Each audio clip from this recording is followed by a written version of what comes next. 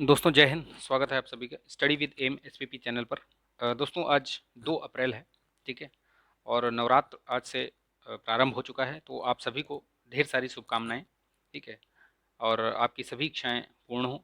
आपको भगवान माता रानी आपको स्वस्थ रखें, ठीक है। चलिए, तो शुरू करते हैं। ये मैं आपको बताना चाहूँगा, वीडियो को लास्ट तक ज़रूर देखिएगा। बहुत महत्वपूर्ण ये टेस्ट सीरीज प्रैक्टिस सेट करवाने जा रहा हूँ मैं, ठीक है। और इसमें जो प्रश्न दिए हैं ये बहुत बढ़िया प्रश्न हैं, ठीक है, अच्छे बुक से लिया गया है ये, ठीक है। प्रभात पब्लिकेशन की ये बुक है ये, और उसी का ये मैं टेस्ट आपको करवा रहा हूँ। ये प्रैक्टिस सेट 1 है उसका, और उसी का ये पार्ट 1 है। मैं पहले 50-50 ही करवाऊँगा, क्योंकि व्याख्या सहित करने में बहुत लंबा समय लग जाएगा, तो इसलिए मैं आपको 50 प्रश्न करवाऊँगा। ये 3 पार्ट में आएगा, एक प्रैक्टिस 1 का, सेट 1 का 3 में आएगा, ठीक है। तो आप इसको लाइक कीजिएगा, शेयर करिएगा, ठीक है। और चैनल पर नए हैं तो चैनल को सब्सक्राइब करके बेल आइकन जरूर प्रेस कर लीजिएगा, ठीक है। तो चलिए शुरू करते हैं इस प्रैक्टिस सेट 1 को, ठीक है। चलिए, ये जीएस 1 का है और अच्छे अच्छे क्वेश्चन हैं इसमें, ठीक है। मैंने इसको सॉल्व किया है, बढ़िया प्रश्न है।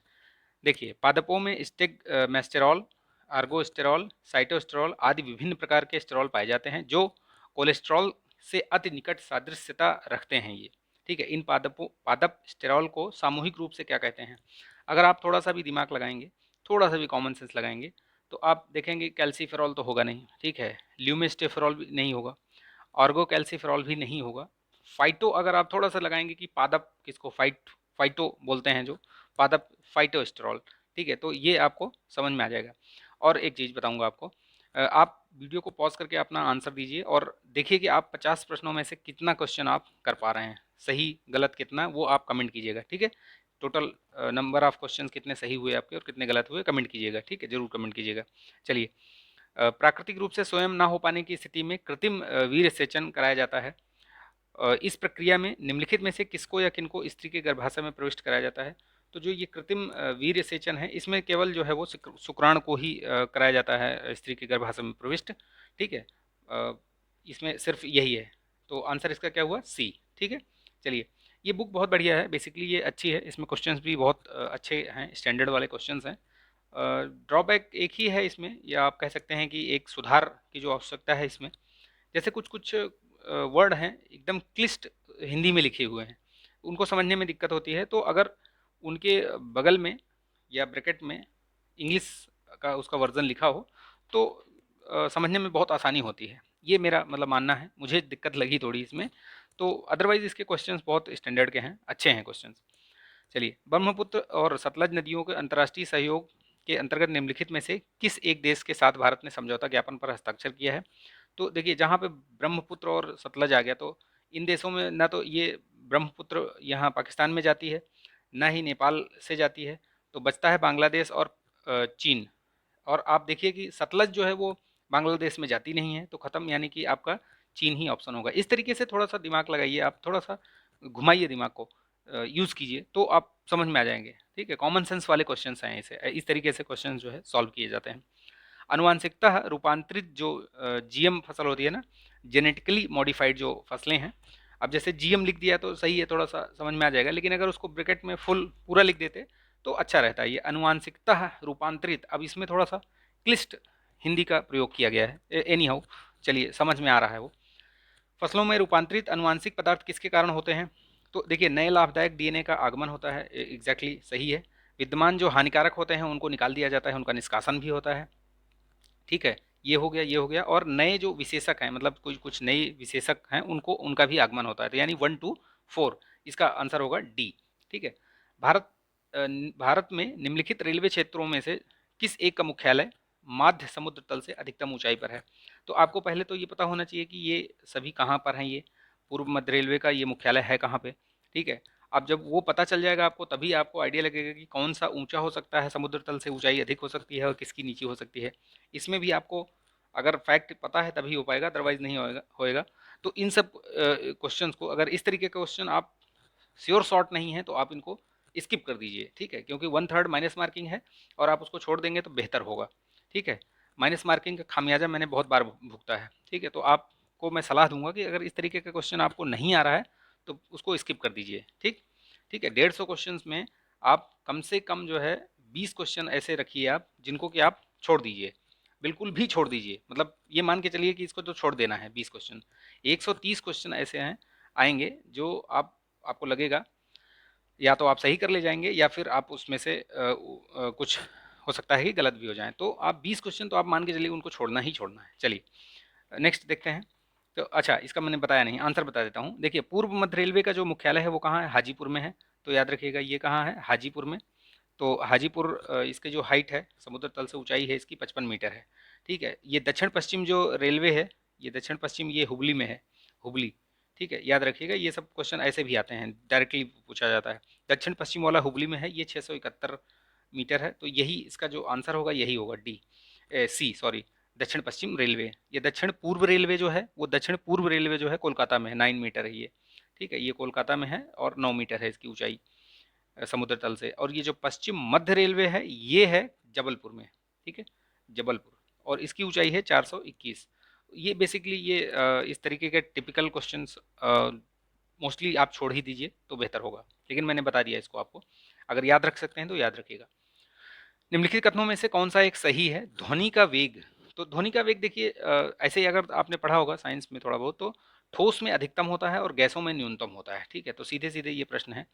स्टेलेक्टाइट और स्टेगलैग्माइट ये किसके अभिलक्षण है? तो कार्स्ट, ये जो स्थलाकृतियां होती हैं उन्हीं में से होता है, जो गुफाओं में, कंदराओं में आपने देखा होगा, पानी टपकते टपकते वो इस तरीके की जो ऐसे बन जाती है ना, नीचे से भी इधर बन जाती हैं ऐसे, आपने देखा होगा गुफाओं में। ठीक है, कंदराओं में। ठीक है, तो इस तरीके से ऐसे ऐसे बनी होती हैं कार्स्ट जो स्थलाकृतियां होती हैं, इन्हीं को स्टेगलैग्माइट और स्टेलेक्टाइट बोलते हैं। ठीक, ये ज्योग्राफी का क्वेश्चन है। चलिए नेक्स्ट देखते हैं। निम्नलिखित कथनों में से कौन सा एक सही नहीं है? तो देखिए, गैसों में ध्वनि तरंगों की प्रकृति अंधेर होती है। ठीक है, 20 हर्ट्ज से कम आवृत्ति की ध्वनि तरंगें पराश्रव्य, यहीं यहीं पे गलती आपको पकड़ में आ जाएगी कि ये जो उससे कम है तो वो अपश्रव्य कहलाती हैं। ठीक है, अपश्रव्य। और उससे अधिक 20,000 से अधिक जो है वो पराश्रव्य कहलाती हैं। तो ये ध्यान रखिए आप, इस तरीके से जैसे ही आप पढ़ेंगे सेंटेंस को आपको समझ में आ जाएगा कि क्या गलत है इसमें से। तो इसका आंसर होगा बी। निम्नलिखित में से कौन सा एक दिए गए ग्रहों का उनके आमाप यानी व्यास के बढ़ते हुए क्रम में सही अनुक्रम है? यानी कि पहले छोटा, फिर बड़ा, फिर बड़ा, फिर बड़ा, ऐसे करके। तो देखिए, अब इसमें क्या है, आप अगर थोड़ा सा अंदाजा लगाइए आप कि कौन सा छोटा, सबसे छोटा ग्रह कौन सा है? बुध है। तो बुध तो पहले ही होगा। ठीक है, ये बुध, यानी कि ये दो ऑप्शन आपके खत्म हो गए, बुध होगा। उसके बाद देखिए मंगल, छोटा ग्रहों में मंगल आता है। ठीक है, अगर व्यास की बात करें तो मंगल आता है। ठीक है, तो मंगल दोनों में है। और फिर उसके बाद शुक्र आता है, तो शुक्र भी दोनों में है। अब बात आती है पृथ्वी की। तो पृथ्वी जो है वो यूरेनस से छोटी ही है। ठीक है, यूरेनस बड़े हैं, जो उधर वाले जो बृहस्पति के बाद जितने भी ग्रह हैं वो सब पृथ्वी से बड़े हैं। ठीक है, जो वाह ग्रह हैं बृहस्पति के बाद, बृहस्पति और ये जो यूरेनस, नेपच्यून और ये सब हैं, वो सभी पृथ्वी से बड़े ही हैं। तो यानी अगर इसका आप ऑप्शन देखेंगे तो आपको बी मिलेगा इसका। ठीक है, बुध, फिर मंगल, फिर शुक्र, फिर पृथ्वी और यूरेनस। इस तरीके से प्रश्नों को हल करना है, ध्यान लगा के, थोड़ा कॉमन सेंस यूज करके। निम्नलिखित विटामिनों में से कौन सा एक रक्त के स्कंदन में महत्वपूर्ण भूमिका निभाता है? तो ये विटामिन के है। ठीक, निम्नलिखित में से कौन सा एक ज्वालामुखी मूल का है? तो देखिए, ज्वालामुखी मूल का मालदीव तो होगा नहीं, लक्षद्वीप भी नहीं, ये सब कोरल कोरल वाले हैं, ये कोरल रीफ, इसमें कोरल ज्वाला ये हैं, द्वीप हैं। अंडमान निकोबार द्वीप समूह भी नहीं है। ठीक है, और रीयूनियन द्वीप ही बचता है, तो यही है। और ये कहाँ पे है? ये अपना हिंद महासागर में है, आपने देखा होगा इसको। और ये फ्रांस के उसमें आता है। ठीक है, फ्रांस का अंडर में आता है ये, तो यह भी याद रखिएगा। कई बार ये भी पूछा जाता है कि रीयूनियन किसके इस अंडर में है, तो फ्रांस। ठीक है, विटामिन बी 12 की कमी प्रणाशी अरक्तता का कारक है। जंतुओं द्वारा विटामिन बी 12 का संश्लेषण नहीं होता है, अतः मानवों को अपना संपूर्ण विटामिन बी 12 अपने आहार के माध्यम से ही प्राप्त करना होता है। विटामिन बी 12 में कौन सा संतुलन धातु आयन उपस्थित होता है? इतना बड़ा सेंटेंस है, इसमें कुछ नहीं है। इतना बड़ा सेंटेंस देख के आपको डरना नहीं है। आप सीधे सीधे विटामिन बी 12 में कोबाल्ट आयन होता है, ये ध्यान रखिए आप, बस कुछ भी नहीं। ये जो भी है सब ऐसे ही दिया है आपको भरमाने के लिए। तो इसमें सिर्फ कोबाल्ट आयन, ठीक, याद रखिएगा। कोबालामिन बोलते हैं ना इसको, साइनाकोबालामिन। ठीक, याद रखिएगा उसको। इसके विटामिन से बहुत क्वेश्चन पूछता है, 110% मैं बता रहा हूँ विटामिन से क्वेश्चन आएगा। मेरा वीडियो है विटामिन वाला, वो जरूर देख लीजिएगा, आप उसको रट डालिए, उसमें से अगर क्वेश्चन ना मिले तो बताइएगा आप। ठीक है, उसमें से क्वेश्चन 100% मिलेगा, कोई डाउट ही नहीं है। देखिएगा आप, भारत में अधिकांशतः कोयला और फेरस खनिज समूह विंध्य के दक्षिण प्रायद्वीप में मिलते हैं। तो विंध्य है, विंध्य के दक्षिण प्रायद्वीप मतलब वो जो प्रायद्वीपीय भारत है वही है, ठीक है इसमें। ठीक, तो आंसर इसमें सही है। ये प्रायद्वीप दक्षिण में है, नहीं ये वाला सही नहीं है। देखिए उसमें जो है चलिए एक दूसरा वाला पहले पढ़ लेते हैं। प्रायद्वीपीय भारत में कभी उस अधि महाद्वीप का अंश था जिसमें ऑस्ट्रेलिया, अंटार्कटिका, अफ्रीका और दक्षिण अमेरिका थे। तो ये सही है, यानी कि केवल दो सही है इसमें। ये कोयला और फेरस खनिज ये इधर नहीं मिलते हैं, दक्षिण वाले उसमें प्रायद्वीप में नहीं है, उसके इधर पूर्व उत्तर पूर्व वाले उसमें इलाके में मिलते हैं। ठीक है, गोंडवाना लैंड, ये जो झारखंड वाला एरिया है ना, छोटा नागपुर पठार, तो वो कहाँ पे पड़ता है? तो वो उत्तर पूर्वी जो एरिया है ना, बिंद बिंद ऐसे है यहाँ पे। अगर आप अगर आप ऐसे बात करेंगे इंडिया की, अगर आप ऐसे बात करिए तो ये मान लीजिए ये ऐसे ऐसे, ठीक है, थोड़ा मेरा ये वो मैपिंग जो है ऐसे ही है।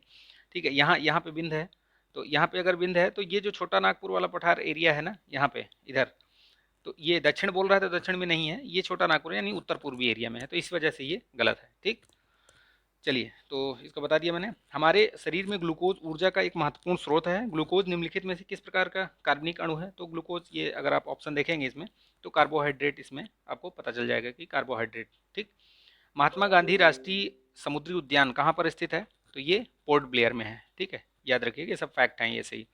कोशिका का समस्त जीवित अंश जो जीव द्रव्य कहलाता है, प्रोटोप्लाज्म, उसमें क्या क्या होता है, वो किससे किससे निर्मित होता है? तो देखिए उसमें कोशिका द्रव्य भी होता है, न्यूक्लियस भी होता है। ठीक, तो यानी कि और भी कोशिकांग होते हैं जो, वो भी होते हैं उसमें, तो ये सारे ही इसमें होंगे। ठीक, प्रोटोप्लाज्म में सारे आएंगे, साइटोप्लाज्म भी आ जाए, न्यूक्लियस भी आ जाएगा, और भी जो कोशिकांग हैं वो भी आ जाएंगे उसमें, सभी से मिलके बनता है वो।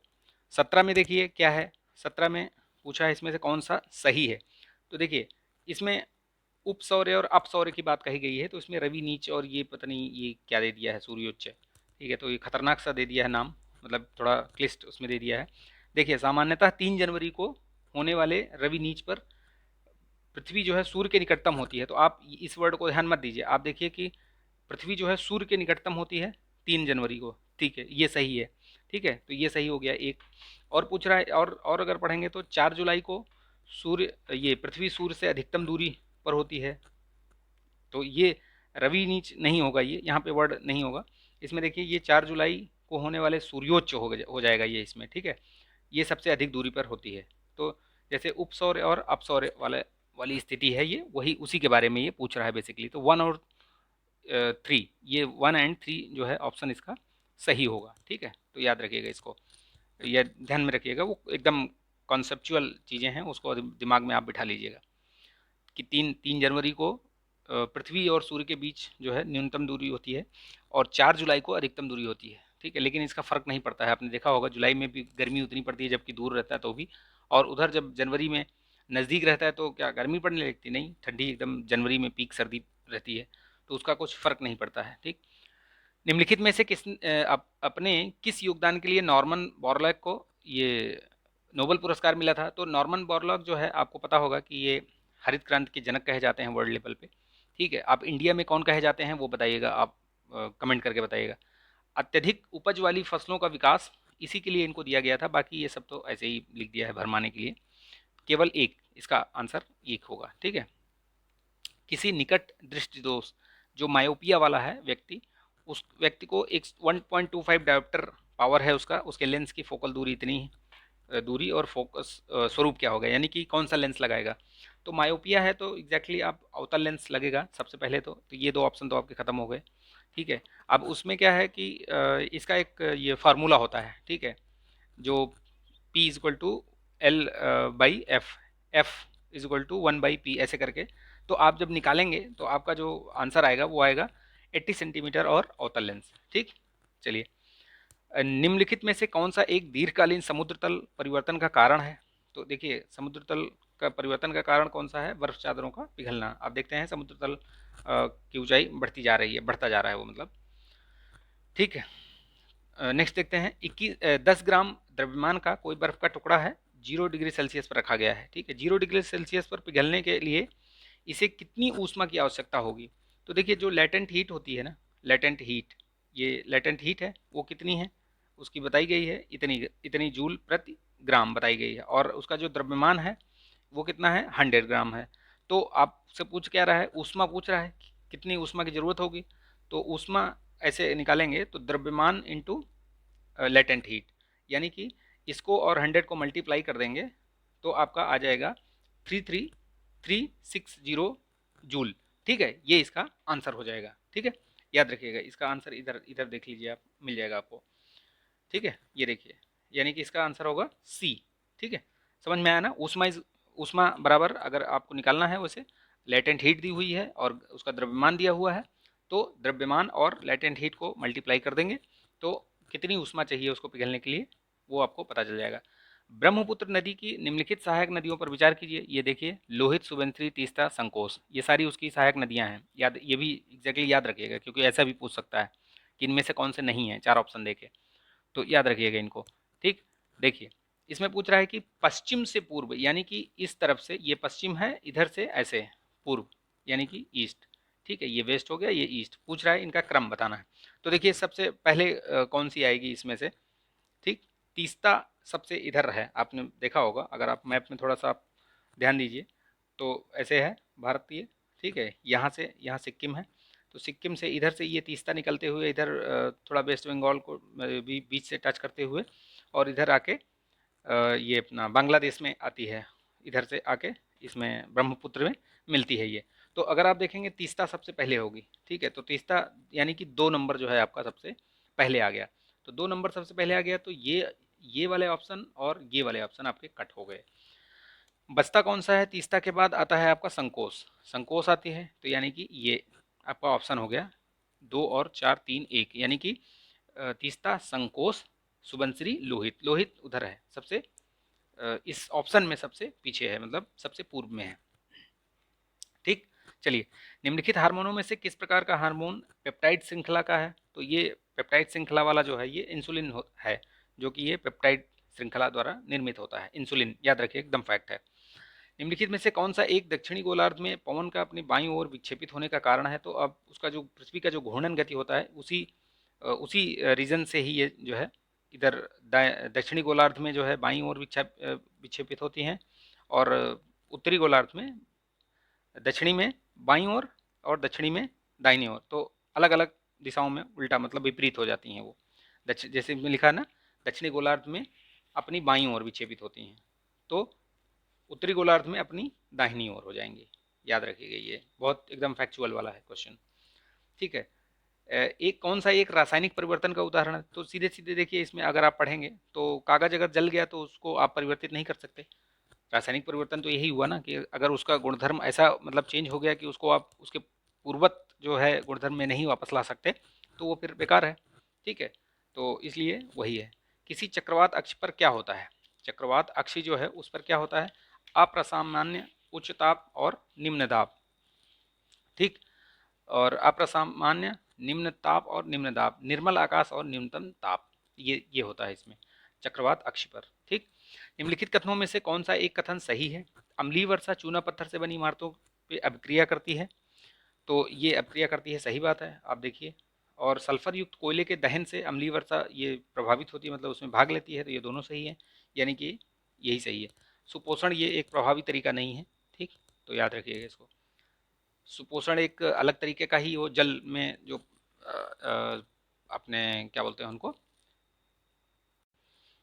ठीक है, चलिए देखिए, दंड चुंबक के संबंध में निम्नलिखित कथनों में से कौन सा एक कथन सही है। किसी दंड चुंबक को उत्तरी ध्रुव या ध्रुव प्राबल्य उसके दक्षिणी ध्रुव के ध्रुव प्राबल्य की अपेक्षा अधिक होता है। इसको पढ़ लीजिएगा आप, बेसिकली मैं समझाता हूँ आपको। जब किसी दंड चुंबक को उसके अक्ष के अनुलंब काटा जाता है तो 2 नए दंड चुंबक बन जाते हैं। ठीक है, ये इसका करेक्ट आंसर होगा। चलिए पढ़ लीजिएगा उसको तो आपको समझ में आ जाएगा। भारत में रासायनिक उद्योग के संबंध में कथनों पर विचार कीजिए। तो इसमें बताया गया है कि रासायनिक उद्योग में प्राचीन उद्योग है। ठीक है, रंजक द्रव्य होता है जो वो इस सेक्टर में महत्वपूर्ण खंड है, सही है। वस्त्र उद्योग में रंजक द्रव्य की सर्वाधिक मात्रा खपत होती है, तो ये भी सही है। ठीक है, तो दोनों ये मतलब तीनों तीनों ऑप्शन जो है वो सही है। ठीक, याद रखिएगा इनको। निम्नलिखित कथनों में से कौन सा कथन सही नहीं है। की पॉइंट्स को जरूर अंडरलाइन कर लीजिए या राउंड कर लीजिए करिए, क्योंकि फिर वो गड़बड़ हो जाएगा आपका। अगर आपने नहीं है और है में कंफ्यूज हो गए, नहीं देखा आपने, तो आपको आता हुआ आपका प्रश्न गलत हो जाएगा। हाइड्रोजन एक तत्व है, हाइड्रोजन सबसे हल्का तत्व है, हाइड्रोजन के कोई समस्थानिक नहीं होते, यहीं पकड़ में आ गया, ठीक है, ऐसा थोड़ी होता है। तो यानी कि इसके समस्थानिक 3 समस्थानिक हैं, ठीक, याद रखिएगा, H1 और H1 H2 H3 ऐसे करके ना, ठीक है, ड्यूटीरियम और ये सब।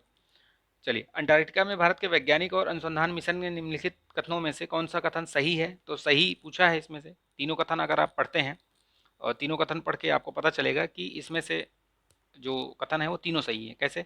पहला जो बेस था वो दक्षिण गंगोत्री बना हुआ था और अब उसको जो है बेस और संक्रमण शिविर के रूप में यूज किया जाता है। मैत्री है वो वैज्ञानिक गतिविधियों के लिए पूरे वर्ष मानव संचालित रहता है, तो ये सही बात है।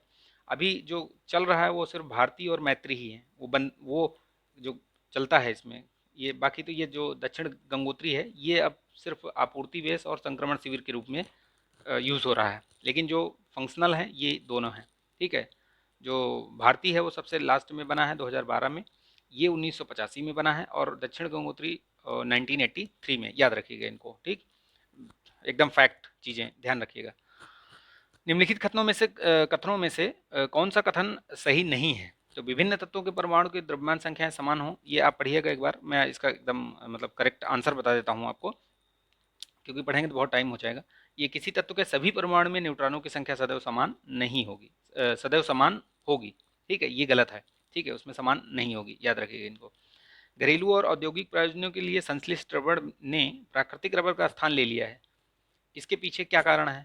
तो कारण इसका अगर आप देखेंगे तो पता चलेगा कि भैया ये संश्लिष्ट जो रबड़ है, कच्चा माल, ये आसानी से उपलब्ध है, इसीलिए इसका स्थान इसने ले लिया है, ठीक। तो याद रखिएगा इसको, इसे आपको समझ में आ जाएगा। कोई व्यक्ति कंक्रीट की किसी मजबूत दीवार के पास धातु की घंटी बजाता है तो वह 3 सेकंड के पश्चात उसकी प्रतिध्वनि सुनाई देती है उसकी, और ध्वनि की चाल दी गई है तो आपको दूरी ज्ञात करनी है। तो देखिए दूरी कैसे आप निकालेंगे, इसमें जो दूरी होगी चाल इंटू समय, आप ऐसे कर दीजिए, चाल इंटू समय, ठीक, दूरी बराबर चाल इंटू समय, और चाल मतलब अब आप जाएगी आएगी 1/2 मतलब वो हो जाएगी हाफ इंटू, यानी कि कितना है ये 340 इंटू 0.3, तो अगर इस हिसाब से निकालेंगे तो आपका आएगा ये 51 मीटर, ठीक है, इसको अगर सॉल्व करेंगे इक्वेशन को। चलिए ठीक है, तो इसका जो आंसर होगा वो होगा 51 मीटर। अफ्रीकी एशियाई पुनरुत्थान विषय पर बांडुंग सम्मेलन ये 1955 के संदर्भ में निम्नलिखित में से कौन सा कथन सही है? तो देखिए इसमें से कौन सा कथन सही है, इसको आप पढ़िए तो आपको इसमें से पता चलेगा कि इसमें से कौन सा क्वेश्चन, ये कौन सा सही है। तो 2 और 3 सही है बस, बाकी सही नहीं है इसका करेक्ट आंसर ये वाला, ठीक है, बाकी पहला वाला गलत है। चलिए, निम्नलिखित लोकप्रिय पर्वतीय स्थानों में से को समुद्र के माध्य तल से ऊंचाई, अब यहाँ भी देखिए अगर आपको पता है, ये बहुत बेसिक मतलब बहुत फैक्चुअल क्वेश्चन है, मतलब फैक्ट एकदम इसमें आपको रटा होना चाहिए तभी आएगा। आपको जब इसकी हाइट पता होगा तभी आप कर पाओगे। अगर इस तरीके के प्रश्न आए तो मेरा जो सजेशन है वो, आप अगर पता है तो ठीक है, अदरवाइज छोड़ दीजिए। देखिए वैसे ऊटी जो है, ऊटी इसमें से सबसे ऊंचाई पर है, जो समुद्र तल से उसकी ऊंचाई जो है ऊटी की सर्वाधिक है, यानी कि जो ये वाले ऑप्शन है ये खत्म हो जाएंगे, बचता है ए और बी। तो अगर ए और बी में देखेंगे तो आपको इससे पता चल जाएगा कि कौन सा ऑप्शन सही होगा। तो इसके बाद मसूरी के बाद शिमला का, ये ऊटी का आता है ये स्थान, ठीक है, सबसे जो ये है। तो इसमें जो ऑप्शन होगा ये 3, 2, 4, 1, यानी कि ऊटी, फिर उसके बाद शिमला, फिर उसके बाद दार्जिलिंग, ठीक है, फिर उसके बाद मसूरी, यानी मसूरी सबसे नीचे है, ठीक, याद रखिएगा, ऊटी, शिमला, दार्जिलिंग, मसूरी। चलिए नेक्स्ट देखते हैं, निम्नलिखित में से किस पुरातत्वविद ने हड़प्पा संस्कृत और परिपक्व हड़प्पा संस्कृत के बीच समानताओं को सर्वप्रथम अभिज्ञात किया था? तो अमलानंद घोष हैं जो दोनों के बीच इन्होंने बीच समानताओं को बताया था, ठीक है। निम्नलिखित कथनों पर विचार कीजिए, हिंद स्वराज में महात्मा गांधी ने व्यक्ति के साथ समाज के लिए उत्तम जीवन की संकल्पना का निरूपण किया था, एग्जैक्टली सही है। हिंद स्वराज भारत में औपनिवेशिक, अब आपको ये पता होना चाहिए कि हिंद स्वराज कहाँ पे इन्होंने ये कहाँ पे लिखा था या कहाँ पे ये किया था, छपाया था ये, तो ये 1919 में, ये तो 1909 में, ठीक है, तो 1909 में कहाँ थे ये महात्मा गांधी? तो उस समय दक्षिण अफ्रीका में थे। तो अगर आपको ये पता है कि दक्षिण अफ्रीका में थे तो ये भारत के औपनिवेशिक राज्य के विरुद्ध अंग्रेजी लंबे संघर्ष से प्राप्त अनुभव का परिणाम हो ही नहीं सकता। तो इस वजह से आप इसको केवल एक, इसमें से ए ऑप्शन सही होगा। निम्नलिखित कथनों में से कौन सा संवैधानिक निकाय है? तो देखिए, संवैधानिक निकाय वो होता है जो जिसकी चर्चा संविधान में की गई है और वही संवैधानिक कहलाता है। संविधानेतर होता है, संविधान में उसकी चर्चा नहीं होती है। सांविधिक या वैधानिक, जो सांविधिक बोलते हैं ना, किसी एक्ट के द्वारा उसको स्थापित किया गया हो। तो अब इसमें से कौन सा नहीं है, कौन सा निकाय है पूछ रहे हैं। तो देखिए, इसमें से है कोई, देखिए राष्ट्रीय अनुसूचित जाति जनजाति आयोग है, इसकी चर्चा की गई है। किस आर्टिकल में की गई है? ये अनुच्छेद 338 अनुसूचित जनजाति के लिए 338 बी में की गई है, ठीक है। 338 ए में, एक मिनट एक सेकंड, 338 ए में, ठीक है। तो यानी कि ये तो संवैधानिक हो गया। महिला आयोग की बात नहीं की गई है, ठीक है। राष्ट्रीय अल्पसंख्यक आयोग की बात की गई है इसमें। तो जैसे पहला पूछा है तो पहला तो है, ठीक है। अब उसी हिसाब से देखिए, आपका आंसर इसमें सिर्फ एक ही होगा। बाकी और जो हैं वो सब सांविधिक हैं, यानी कि किसी न किसी एक्ट के द्वारा ये स्थापित किए गए हैं। चाहे वो महिला आयोग हो, चाहे अल्पसंख्यक आयोग हो, चाहे मानवाधिकार आयोग हो, ये सभी जो है किसी न किसी एक्ट के द्वारा स्थापित किए गए हैं। तो इसमें से सिर्फ एक ही है, ठीक है, जो आर्टिकल 338 ए है, ठीक। तो ध्यान रखिएगा इसको।